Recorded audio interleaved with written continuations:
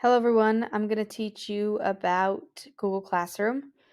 So this is what your screen looks like when you first open up a tab in Google. I'm going to go ahead and click on the waffle up here in the right hand corner. Once I click on the waffle, I'm going to look for the icon that says Classroom. I'm going to change this over to a personal account here. So this is what my Google Classroom looks like.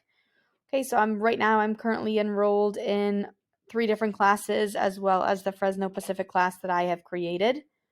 Okay, so up here in the right hand corner, there's a plus button. You can click on this plus button to create or join a class. To join a class, you would click on it and you need to have the code that your teacher or instructor has given you. You would enter that code and then you'd be able to hit the button up here in the right hand corner that says join. The other option is to create a class. So I'm going to go ahead and click on this agree.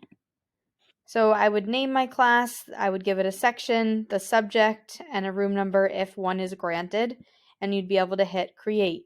So those are the 2 options to join or create a class. So within Google Classroom, it categorizes your classes that you're in. So I've got these 3 classes that I was in at one point. So now I'm going to pop on over to a different tab here. This is actually my Google Classroom from last school year where I teach Algebra 1.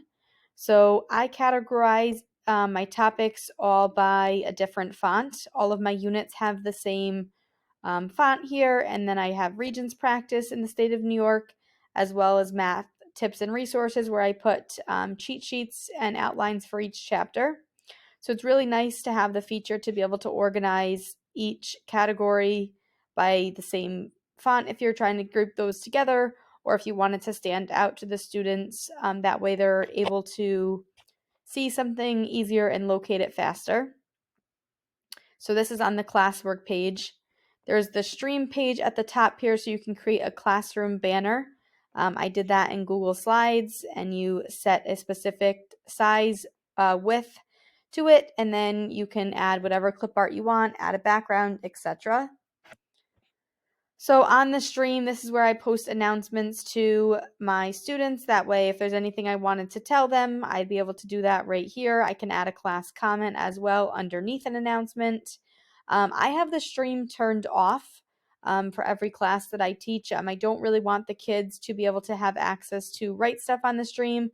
So to turn it off, you click on this gear right here. And this is where you can go back to your class details if there's anything you wanted to change. Or maybe your room number changed or whatnot, you'd be able to change stuff right here. So here's a couple options. General settings, so invite codes, manage invite codes, the invite link for the kids to click on, the class code.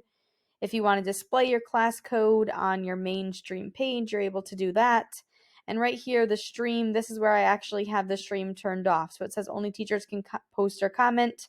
So I have that selected for me because I want to be the only one that has access to it.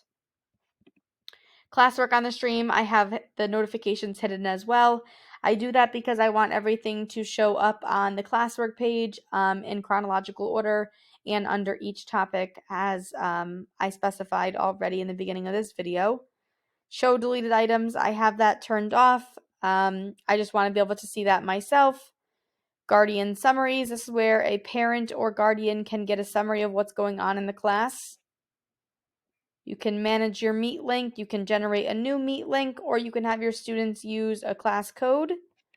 And grading. My district does not use grading in Google Classroom, so I'm allowed to put a grade in there, and then I import it into our other platform that we use for attendance grading, etc.